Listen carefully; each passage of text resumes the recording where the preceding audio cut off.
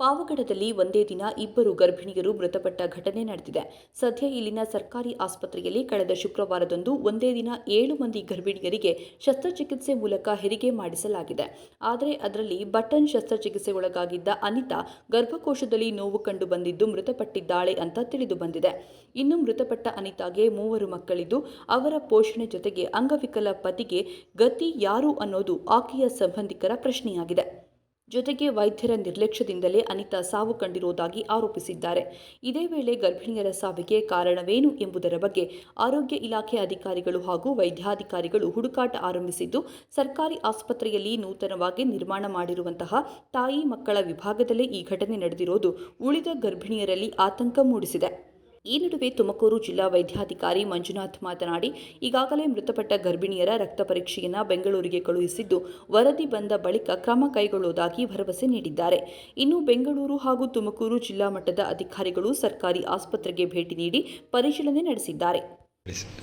ಶುಕ್ರವಾರ ದಿನ ಬೆಳಿಗ್ಗೆ 7 ಶಸ್ತ್ರಚಿಕಿತ್ಸೆಗಳು ಈ ಪಾವಗಡ ಸಾರ್ವಜನಿಕ ಆಸ್ಪತ್ರೆಯಲ್ಲಿ ನಡೆದಿದೆ. ಅದರಲ್ಲಿ ಅವತ್ತಿನ ದಿನ ನಡೆದಂಥ ಕೇಸುಗಳಲ್ಲಿ ಒಂದು ಕುಟುಂಬ ಕಲ್ಯಾಣ ಶಸ್ತ್ರಚಿಕಿತ್ಸೆ ಆಗಿದೆ. ಅದು ಅವತ್ತಿನ ದಿನ ರಾತ್ರಿ 1 ಗಂಟೆ ಸಮಯದಲ್ಲಿ ತೀವ್ರತರವಾದ ಶ್ವಾಸಕೋಶದ ತೊಂದರೆ ಹಾಗೂ ಎದೆನೋವಿನಿಂದ ಮರಣ ಹೊಂದಿದೆ ಹೇಳಿ. ಅದರ ನಂತರ ಅದನ್ನು ಮಾರ್ನಿಂಗ್ ಶವ ಪರೀಕ್ಷೆ ಮಾಡಿ ಅದರ ವರದಿಗೆ ವೇಟ್ ಮಾಡ್ತಾಯಿದ್ದೀವಿ.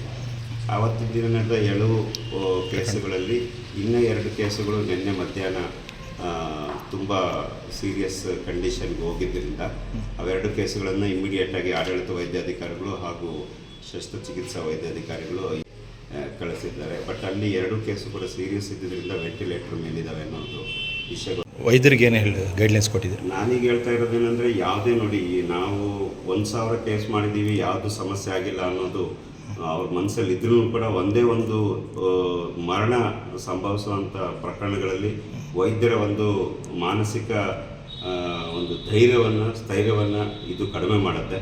ಸೊ ಆದ್ದರಿಂದ ಎಲ್ಲ ಸಾರ್ವಜನಿಕರಿಗೂ ಕೇಳೋದು, ಈ ಒಂದು ಸಮಸ್ಯೆಯಲ್ಲಿ ಇದು ವೈದ್ಯರ ತಪ್ಪುಗಳು ಏನೂ ಇಲ್ಲ.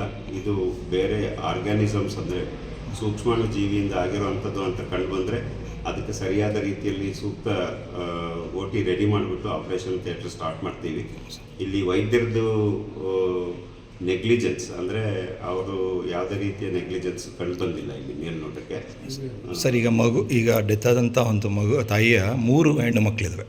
ಅವ್ರಿಗೆ ನಿಮ್ಮ ಕಡೆಯಿಂದ ಏನಾನ ಸರ್ಕಾರದಿಂದ ನಿಮ್ಮ ಪರಿಹಾರ? ಕುಟುಂಬ ಕಲ್ಯಾಣ ಶಸ್ತ್ರಚಿಕಿತ್ಸೆಯಿಂದ ಡೆತ್ ಆಗಿದೆ ಅದು. ಸೊ ಹಾಗಾಗ್ಬಿಟ್ಟು ಆ ಹೆಣ್ಮಗಳಿಗೆ 4 ಲಕ್ಷ ನಮ್ಮ ಕುಟುಂಬ ಕಲ್ಯಾಣ ಇದರಿಂದ ಶಸ್ತ್ರಚಿಕಿತ್ಸಾ ಇದರಿಂದ ಸಂಭವಿಸ್ತಾ ಇದೆ. ಎರಡು ಜನಕ್ಕೂ ಕೊಡ್ತೀರಾ ಸರ್? 2 ಜನಕ್ಕಲ್ಲ, ಇವ್ರಿಗೆ ಮಾತ್ರ. ಒಂದು ಮಗು, ಒಂದು ಫಸ್ಟ್ ಅನಿತಾ ಕುಟುಂಬ ಕಲ್ಯಾಣ ಚಿಕಿತ್ಸೆ ಮಾಡಿಸ್ಕೊಂಡಿರುವಂಥ ಅವ್ರಿಗೆ ಮಾತ್ರ. ಇಲ್ಲಿ ಏನಾಗಿದೆ, ಇನ್ನೊಂದು ಕೇಸಲ್ಲಿನೂ ಟುಬೆಕ್ಟಮಿ ಆಗಿದೆ. ಬಟ್ ಅದು ಮೆಟರ್ನಲ್ ಡೆತ್ಗೆ ಬರುತ್ತೆ. But death is due to microorganism ಅಂತ ಇದೆ ಅಂತ ಬಂದರೆ ಅದನ್ನು ಏನು ಮಾಡೋದು ನೋಡ್ತೀವಿ. ಅದನ್ನು ಕೂಡ ಟುಬೆಕ್ಟಮಿ ಇದರಿಂದ ಆಗಿದೆ ಅನ್ನೋದಾದರೆ ಅದನ್ನು ಕೂಡ ಇದು ಮಾಡಿ ಅದಕ್ಕೂ ಪರಿಹಾರ ಅಂತ ಇದನ್ನು ಮಾಡಿಕೊಡ್ತೀವಿ.